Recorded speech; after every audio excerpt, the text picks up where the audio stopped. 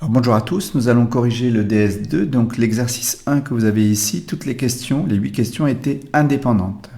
Sur cette première question, c'était quelque chose qu'on avait fait très souvent en début d'année. Donc c'est une question sur des calculs de somme. Donc ici, nous avons deux méthodes, une méthode par développement. Lorsqu'on développe ici, vous remarquerez a plus b facteur de a moins b, ça fait a carré moins b carré. Et ensuite, on sépare les deux sommes. La somme des carrés, on la connaît, 1 sixième de n fois n plus 1 fois 2n plus 1. Et la somme des 1 variant de 1 jusqu'à n, c'est 1 plus 1 plus, etc. n fois. Donc ça nous donne n ici. n, la somme des 1 donne n. Ensuite, ici, on met sous le même dénominateur, ça fait 6n sur 6. Avec le n sur 6 ici, on factorise. Et on obtient cette expression. Il suffit de vérifier qu'ensuite, ceci est bien égal à ça en développant. Et c'est bon, on a l'égalité. Pour la démonstration par récurrence, ici, la méthode, c'est toujours la même, initialisation. Comme on commence à k égale 1, on commence à n égale 1. La somme de k égale 1 jusqu'à 1 de ceci, ça nous fait 2 fois 0, donc 0. Et cette expression en 1 nous donnera 0 aussi. Donc on a P1 vrai, pour n égale 1. Ensuite, on suppose Pn vrai. La difficulté, c'est d'écrire la formule de récurrence ici. La formule de récurrence, il faut remplacer le k de k plus 1 facteur de k moins 1. Il faut remplacer par n plus 1. C'est le terme qu'on a séparé. Donc ça nous fait n plus 1 fois n plus 1 moins 1. n plus 2 fois n. Et ensuite, on fait juste une simplification. Il faut qu'à l'arrivée, on obtient l'expression qui est ici, avec à la place de n, un n plus 1. C'est ce que l'on remarque, effectivement, on obtient le bon résultat. J'ai préféré, bien sûr, vous montrer directement le corrigé. C'est quelque chose qu'on avait fait tellement de fois. Alors, pour la question 2, on devait démontrer, on avait une suite qui était définie avec u0 égale 3 et un plus 1 par cette formule de récurrence. Donc, par exemple, pour u1, ça fait 2u0 sur 3 plus u0, ce qui nous fait 2 fois 3 sur 3 plus 3. Donc 6 neuvième, c'est-à-dire 2 tiers. Donc, bien sûr, ce n'était pas demandé, c'était juste pour vous montrer comment on faisait pour calculer les termes les uns après les autres. Alors ici, pour l'initialisation, on commence à n égale à 0. Donc pour n égale à 0, on calcule cette partie, le u0 on l'a, et on calcule cette partie-là. Voilà, cette partie-là pour n égale à 0. Donc ça fait 3 plus sur 0 plus 1, ce qui fait 3. Et donc on a bien égalité des deux. Donc Q0 vrai. Alors après pour l'hérédité, soit n supérieur ou égal à 0. Supposons Qn vrai. Donc ici, on a un plus 1 qui est égal à 3un. C'est là que je vais utiliser la formule de récurrence qui est notée ici, qui permet de relier un à un plus 1. Ici, je remplace 3 sur n plus 1 sur 3 plus 3 sur n plus 1. Je mets sous le même dénominateur 3n plus 3 sur n plus 1 sur 3n plus 3 plus 3. Alors, c'est pas... Là, je me suis trompé. Ça fera 3 fois 3, 9, excusez-moi, sur n plus 1. Le quotient, je multiplie par l'inverse. Les n plus 1 s'éliminent. Voilà, et on obtient, ici en factorisant par 3, n plus 2 fois 3, et avec le 9, qui vont simplifier, donc ceci. Et on reconnaît l'expression suivante en remplaçant n par n plus 1. Donc on a montré Qn plus 1 vrai. Voilà. Donc Qn plus 1 vrai, on a montré par récurrence, je ne l'écris pas, que pour tout n, un égale ceci. Pour la question 3, on avait fait plein, donc je ne le fais pas non plus. Pour la question 3, je me contenterai de de lire le corrigé, puisqu'ici, vous avez plutôt bien fait. Hein. Le sinus de x, c'est la formule de l'air qui est ici. Le cosinus, la formule de l'air aussi. Et ensuite, on développe en utilisant la formule du binôme. Voilà, pour les deux. Donc là, on va avoir 2i puissance 4, donc 2 puissance 4, 16 fois le 2 puissance 4 ici, fois 4, donc 64. Et le i ici, donc aucun souci. Le i puissance 4, ça fait plus. Donc ici, il faut que je corrige, c'est pas un moins, c'est un plus.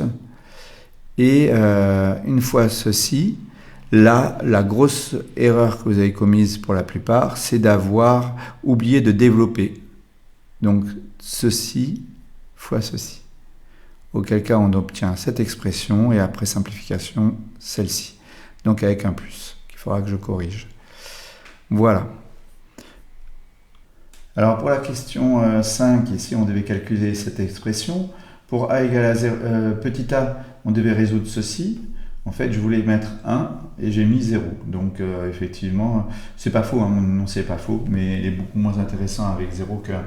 Peu importe, hein, le résultat c'était ceci, c'est pi ou moins pi sur 2. Pi sur 2 ou moins pi sur 2 pour obtenir cosinus égale à 0. Donc c'est pi sur 2 modulo pi. Et donc on a directement le résultat. Pour la question 2, on vous dit que θ égale à 0 modulo 2pi. Et c'est ça qui m'intéressait, c'est-à-dire ici, on a cos de k fois θ qui est égal à 1, quel que soit k appartenant à 0n.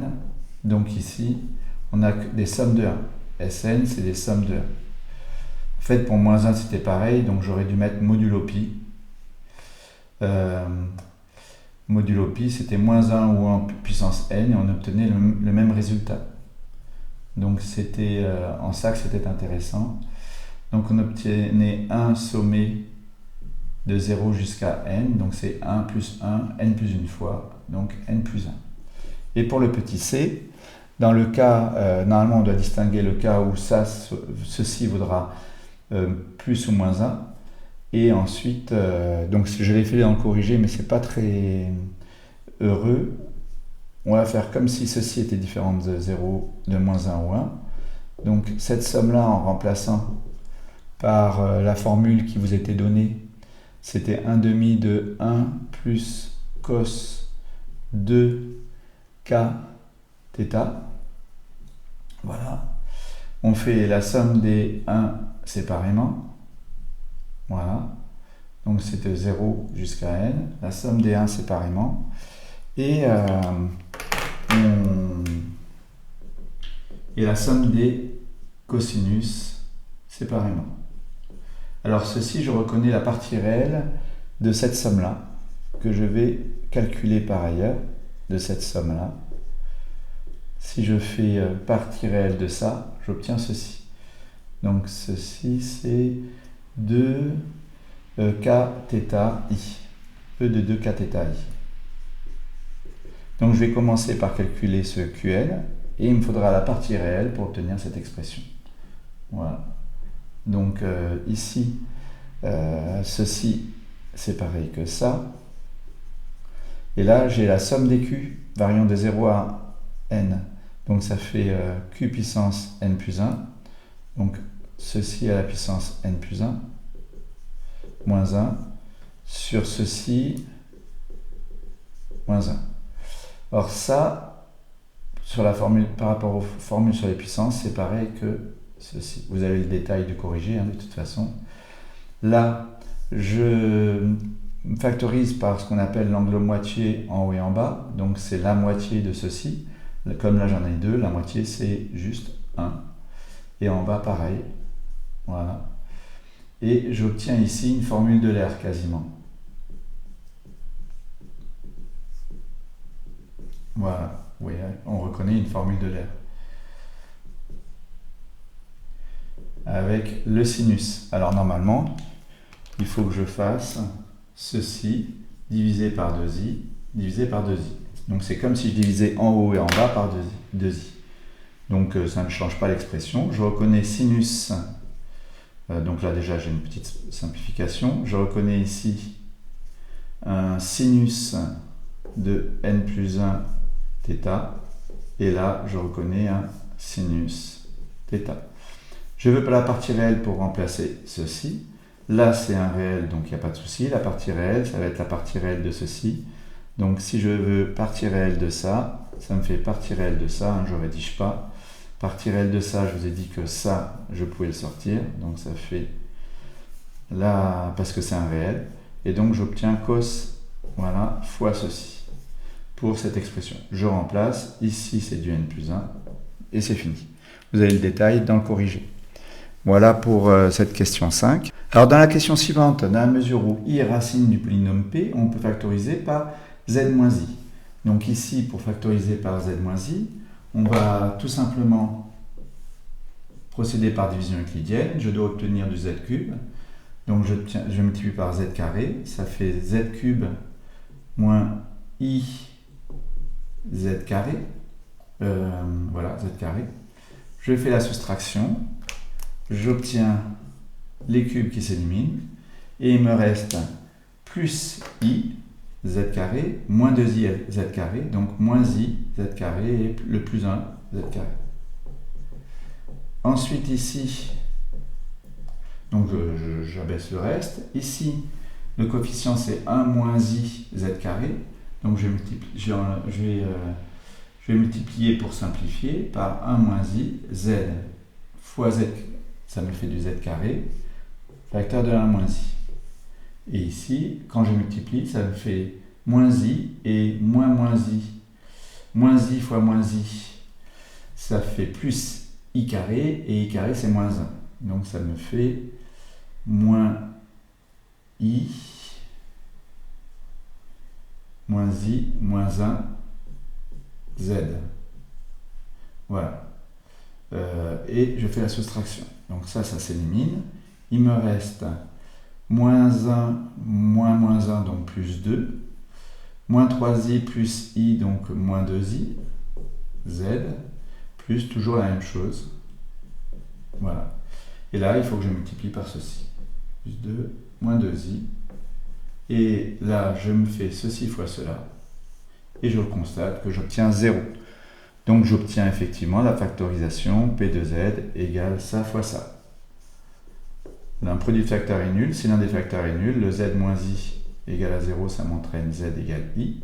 Et pour ceci, j'obtiens un polynôme second degré que je vais étudier.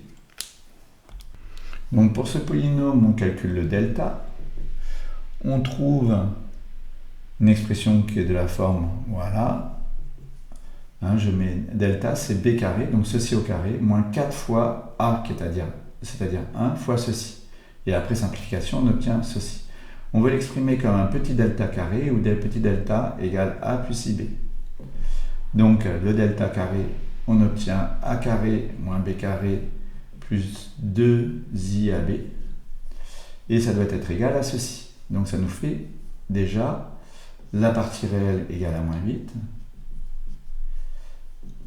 Et la partie imaginaire, 2ab, c'est un réel, la partie imaginaire, c'est 6. Autre remarque, j'ai module de delta égale module de petit delta au carré, c'est-à-dire module de delta au carré, ce qui me donne a carré plus b carré. Or, donc j'ai a carré plus b carré, qui est égal au module de delta. Module de delta, c'est module de ce nombre complexe. Voilà. Ça me fait racine de 100, donc 10. Et ensuite, en faisant la somme, j'obtiens 2a carré égale 2. Donc a carré égale 1. Donc a égale plus ou moins 1. Et pour a égale plus ou moins 1, grâce à ceci, je trouve b. Pour a égale 1, b égale 3. Et pour a égale moins 1, b égale moins 3. J'ai besoin que d'une solution. Donc pas besoin de celle-ci, puisque ça me donnera les mêmes résultats. Donc delta, je remplace a par 1, plus 3i. Voilà pour mon petit delta. Et ensuite, j'ai les formules qui me donnent z1, c'est moins b, c'est-à-dire moins 1 moins i, plus petit delta sur 2a, donc 2. Et ici, la même chose, mais avec un moins. Et j'obtiens ici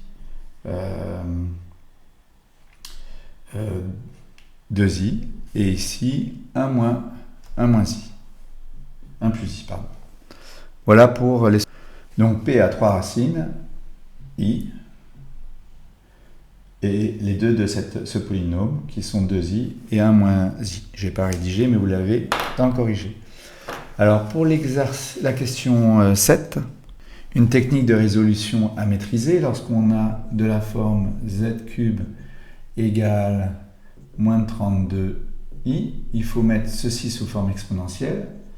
Donc ça fait 32 fois moins i, et moins i, c'est ce nombre complexe, c'est-à-dire e de moins i pi sur 2.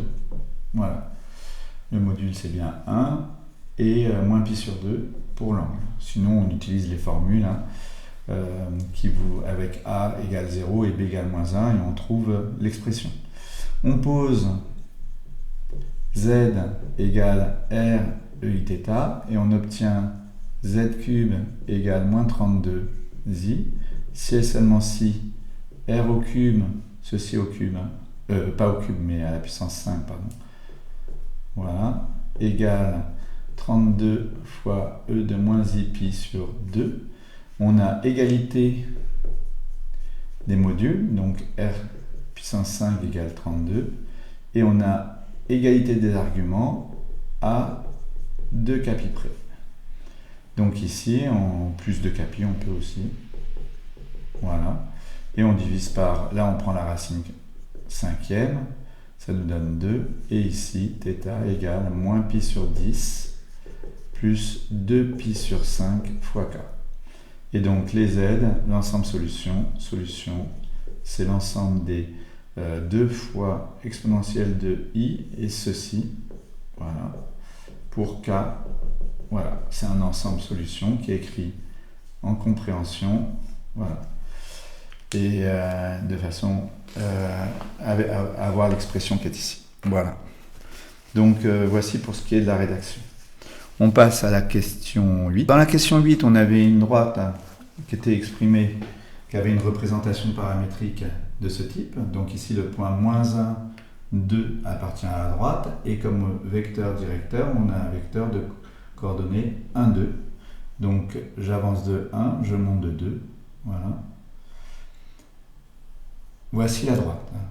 Donc ensuite, on a un point A qui est de coordonnées moins 6, 2.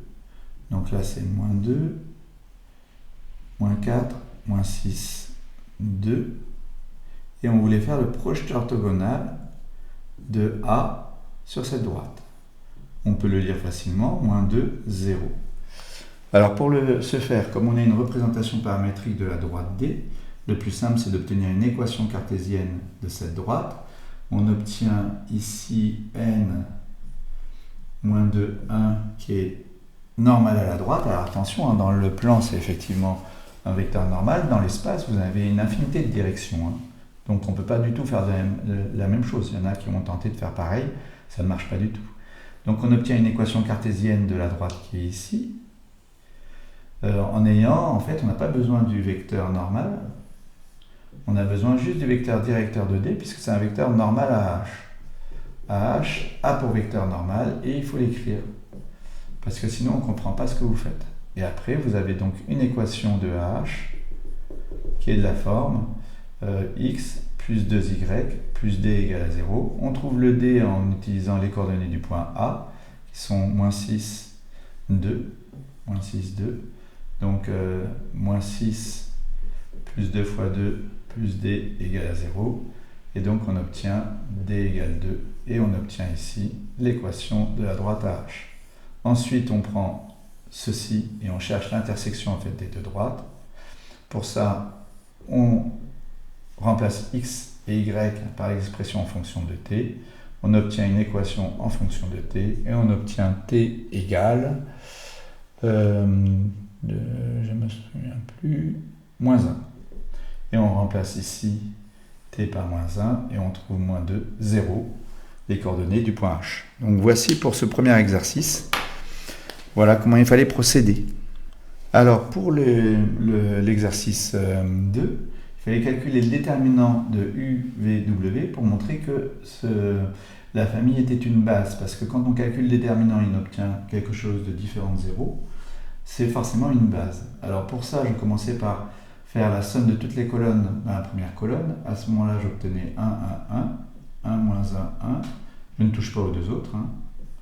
Ensuite, j'enlevais la première colonne aux deux autres et j'obtenais 1, 1, 1, 0, moins 1, 0 et 0, 0, moins 1. Pour chacune de ces opérations, je ne change pas la valeur du déterminant. À partir du moment où le coefficient de la colonne que je vais changer est bien égal à 1, sinon je change effectivement.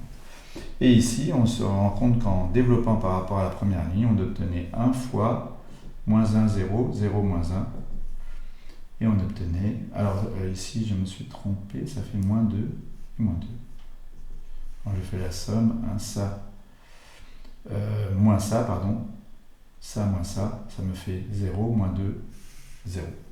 Donc moins 2, et j'obtiens donc 1 fois moins 2 fois moins 2, donc 4 différents zéros. Donc c'est une base.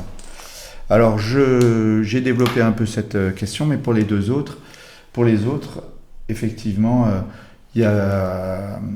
c'est des choses qu'on a faites énormément souvent. Donc quand on a les coordonnées du point M dans la base B', ça veut dire que comme B' c'est ceci, ça veut dire que c'est 1 fois U plus 1 fois V plus 1 fois W. Donc je vais aller un peu vite. Là, je remplace par les coordonnées dans la base B. Donc là, j'exprime tout dans la base B. Et quand je fais la somme, ça plus ça plus ça, j'obtiens de nouveau 1, 1, 1. De toute façon, c'est cette colonne que j'ai calculée ici. Donc on obtient dans la base B ceci. À partir du moment où vous écrivez les coordonnées dans la base B, vous obtenez ici dans la base B. Ensuite, pour le troisième, le n est égal à ici 1, 0, moins 1 dans la base B, c'est-à-dire la base B, c'est la base IJK. Donc ici, ça nous donne cette expression. Il me faut I et J dans la base B'. Pour obtenir quelque chose dans la base B', il faut que j'exprime les vecteurs dans la base B'.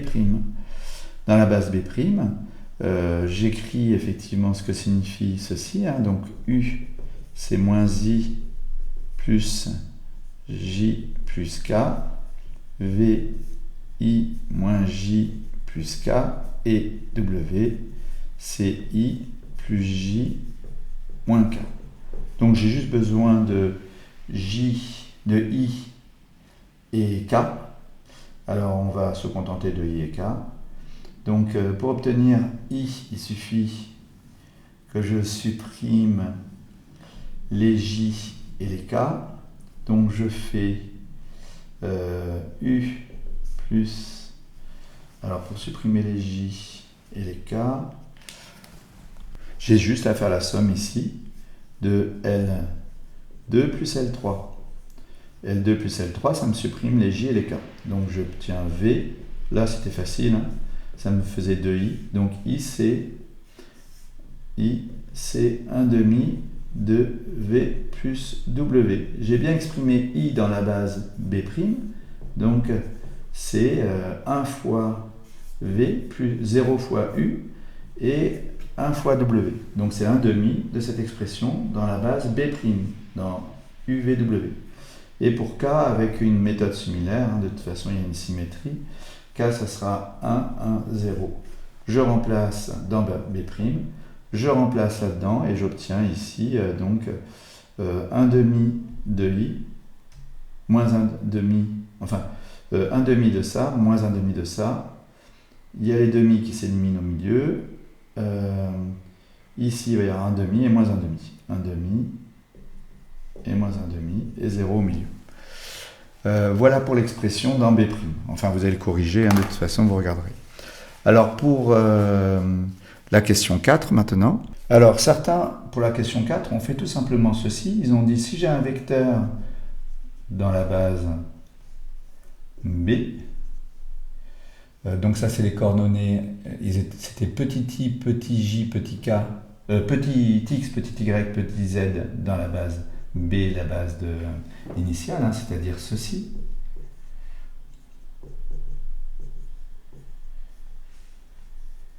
Voilà. Ça ou ça, c'est la même chose, puisque B, c'est I, J, K, donc les coordonnées X, Y, Z. Et ensuite, on remplaçait tout simplement I par l'expression ici, donc 0, 1 demi, 1 demi, dans la base B', Y, 0, 1 demi, 0, 1 demi, dans la base B', plus Z, 0, pour Z, c'est 1 demi, donc K, c'est celui-ci, donc K, je me suis trompé, c'est celui-là, voilà, donc 1 demi, 0. Et on obtient donc, dans la base B', les coordonnées Y plus Z sur 2, X plus Z sur 2 et X plus Y sur 2. Mais on nous donnait aussi, dans B', grand X, grand Y, grand Z, dans B'. Donc grand X égale ceci, grand Y égale ceci, grand Z égale ceci.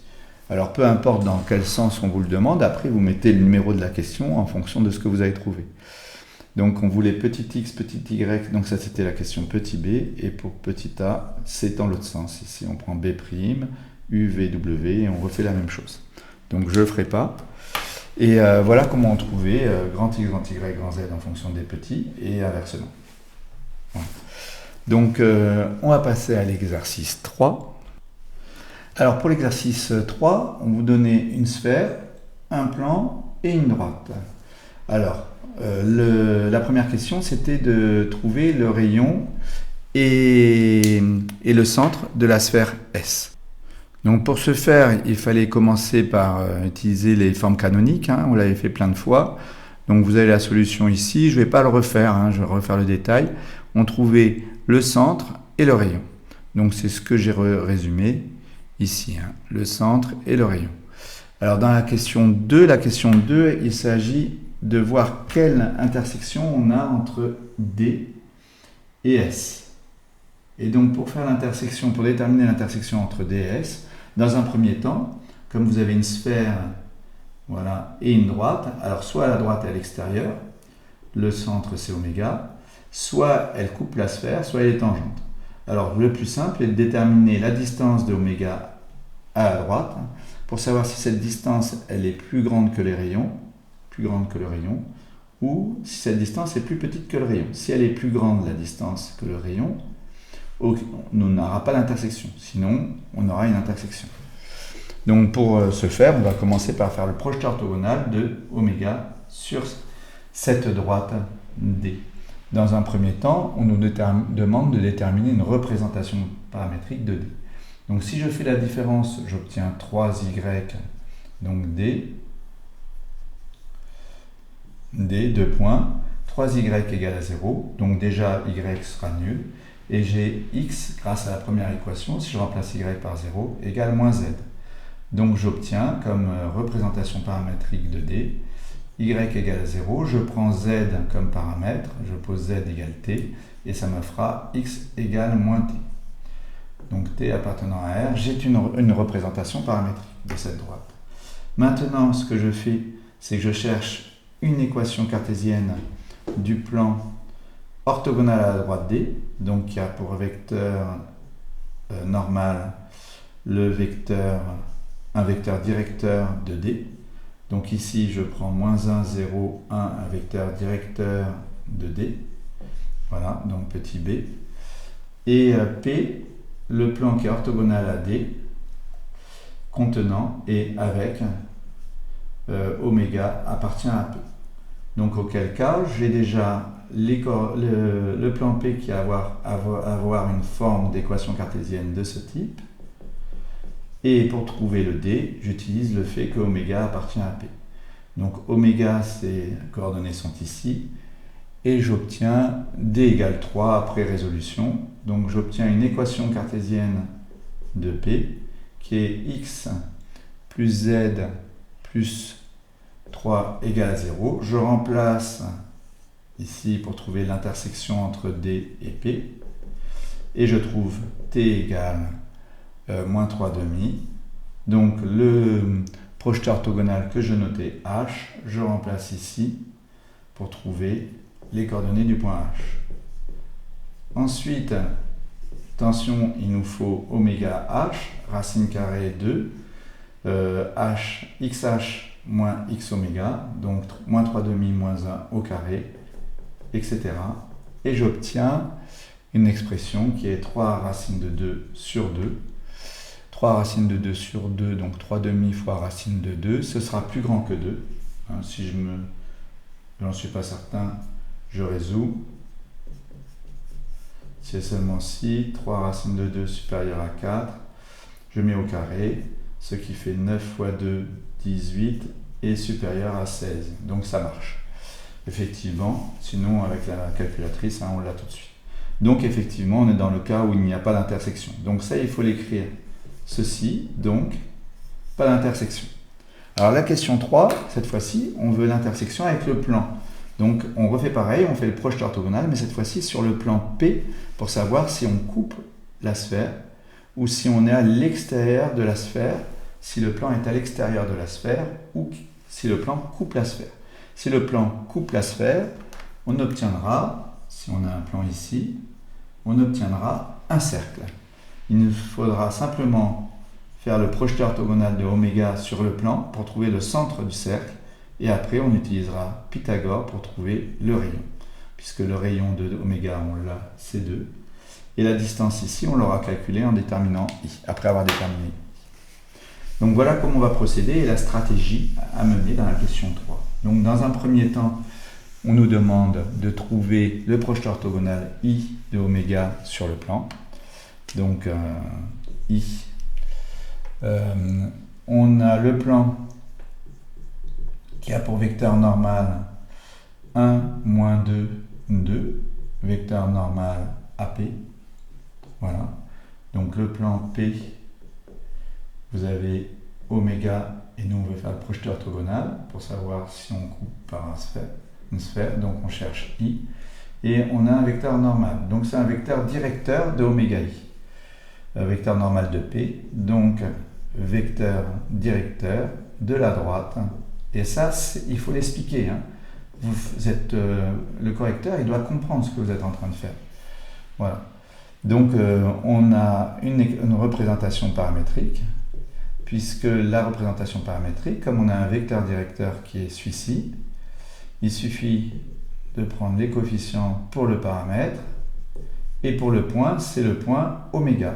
Donc 1, moins 2, moins 2. Ensuite, le plan P, on a ceci, on fait l'intersection, on trouve le lambda. Le lambda, ce sera, je regarde le corriger, moins 2 neuvièmes. Donc, les coordonnées du point I, en remplaçant ici, on trouvera 7 neuvièmes, moins 14 neuvièmes et moins 22 neuvièmes. Une fois qu'on a ceci, on calcule oméga I, ce qui se trouve être d'ailleurs lambda, ce vecteur n.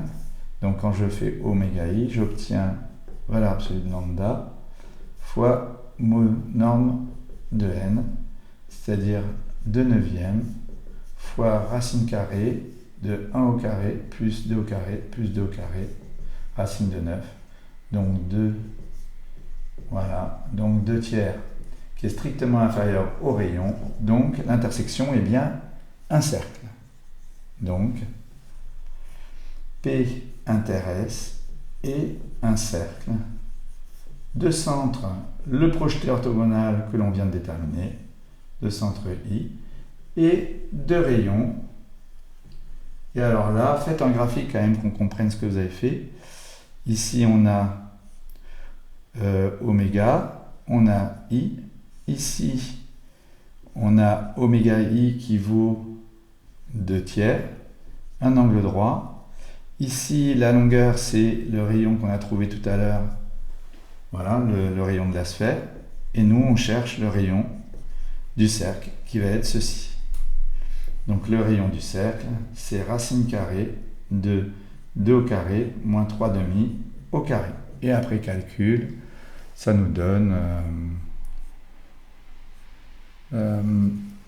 racine, donc ça nous fait 28 neuvième. Ouais. Je vérifie. Voilà pour ce calcul. Oui, je suis pas du tout convaincu sur le... Ouais, n'importe quoi ça. Ah, c'est 2 tiers déjà ici. 2 tiers, voilà. Donc là, ça semble plus plausible. Bon, enfin, je ne suis pas convaincu. On fera le calcul. Je vérifierai. Alors ensuite, pour la question 4, la question 4 qui n'était pas simple. Alors le principe est le suivant pour la question 4. On a oméga, on a une sphère, voilà. Et on a un plan ici qui coupe notre sphère, le plan P. On a vu qu'on obtenait un cercle, voilà, de centre I, projeté orthogonal, voilà. Et maintenant, on va considérer un plan qui est tangente à la sphère et qui va recouper ici, alors je fais comme ça, et qui va recouper ici. On sent que ce plan tangent, quel que soit l'endroit où je le prends, je vais couper toujours au même point, celui-ci. Donc, pour le faire, on va chercher d'abord dans un premier temps dans la question 4, donc petit a, l'équation du plan tangent, donc P de t. Alors, ici le point M, on prend ses coordonnées comme étant A, B, C, et oméga, c'est toujours 1, moins 2, moins 2. Alors, dans la mesure où ici ce plan est tangent en M, oméga M est un vecteur normal de PT. Donc, on a les coordonnées du vecteur M qui sont x moins A, y moins... alors, c'est pas x moins A, c'est A moins 1, pardon. B plus 2, C plus 2, hein, puisque M c'est ceci, et oméga c'est ça. C'est un vecteur normal, donc après on a les coefficients pour une équation cartésienne de PT. On a ceci. Voilà. Y. Et le Z, c'est C plus 2, Z, plus un D à déterminer. D appartenant à R. Alors pour trouver le D, c'est facile, hein, puisqu'on a un point du plan qui est M. Donc j'ai ceci, voilà, C plus 2, C plus D qui vaut 0. Donc D, c'est moins ceci. Et d'où l'équation que j'ai écrite dans le corrigé. Alors dans la question petit b, on vous demande l'intersection entre P de t inter oméga i. Donc ce point-là, c'est ça que l'on cherche. Oméga i, il nous faut une représentation paramétrique, ce sera le plus simple puisqu'on a une équation cartésienne de PT. Donc ici, l'équation oméga i, on a déterminé ici les coordonnées du point i. Alors en réalité, on n'a pas besoin parce qu'ici, cette équation de oméga i, on a dit que c'était la droite qui passe par oméga et de vecteur directeur, le vecteur normal à P. Hein. Donc ici, ça nous faisait lambda. Donc on l'a déjà déterminé dans la question d'avant. Donc c'est, voilà, y égale moins 2 lambda moins 2. Et z égale, le dernier, c'est 2 lambda moins 2. Voilà. Donc on remplace là-dedans. Et on obtient une expression un peu complexe, mais que je calculerai après. Dans un premier temps, je vais simplifier l'expression de D. Alors pour simplifier l'expression de D, comme je vous ai fait le calcul dans corriger, je vais vous montrer l'expression. Alors en effet, parce que quand on calcule D, c'est moins cette expression. Hein, vous voyez, D, c'est moins l'expression qui est ici. Quand je développe, j'obtiens ceci. Or, rappelez-vous, ici on reconnaît l'équation du cercle. Comme M appartient de la sphère, pardon, comme M appartient à la sphère, ceci est égal à 0. Donc ça me permet d'exprimer ceci. C'est donc égal à moins 5, puisque je n'ai pas le plus 5. Ensuite, à ceci doit s'ajouter ça pour obtenir cette expression. Sauf qu'en mettant ceci, en fait, je n'ai pas le bon signe ici. Il fallait, au départ, j'avais moins 4C, moins 2C, pardon. Et donc, pour obtenir plus de C à la place de moins de C, j'ai mis plus de C, moins 4C. Voilà. Et donc, cette expression ici, c'est l'expression, c'est ce que l'on obtient quand on a l'équation du plan. L'équation du plan, il y a un plus 1 égale à 0, donc cette expression vaut moins 1. Parce que non seulement le point M appartient à la sphère, mais aussi au plan. Donc on a ceci qui vaut moins 1. Donc l'expression globale de moins D, c'est moins 6, moins 4C. Voilà, donc D, je peux le remplacer par moins 6, moins 4D. Donc dans cette expression, je remplace X par l'expression en fonction de lambda, X, Y, Z par les expressions en fonction de lambda, et le D par moins ceci, donc 6 plus 4C. Et j'obtiens l'expression qui est là. À la place de X, je mets lambda plus 1. Là, voilà, Y, je mets ceci. Et à la place de D, je ai mis 6 plus 4C. Ça doit être égal à 0. Donc, après avoir tout simplifié, je vois qu'il ne me reste plus que moins de lambda plus moins 4 égale à 0. Donc lambda, je résous et je trouve lambda égale moins 2. Lambda égale moins 2. Voilà, lambda égale moins 2. Pour trouver le point qui est là, il suffit que je remplace dans l'équation ici et je trouve m moins 1 plus 2 et moins 6. Voilà. Enfin, c'est très mal écrit, mais vous l'avez dans le corrigé. Voilà pour ce corrigé de DS numéro 2 en vidéo. Bonne journée à tous et bonne révision pour l'automatisme de ce jeudi où je reprendrai un peu les mêmes exercices. Voilà.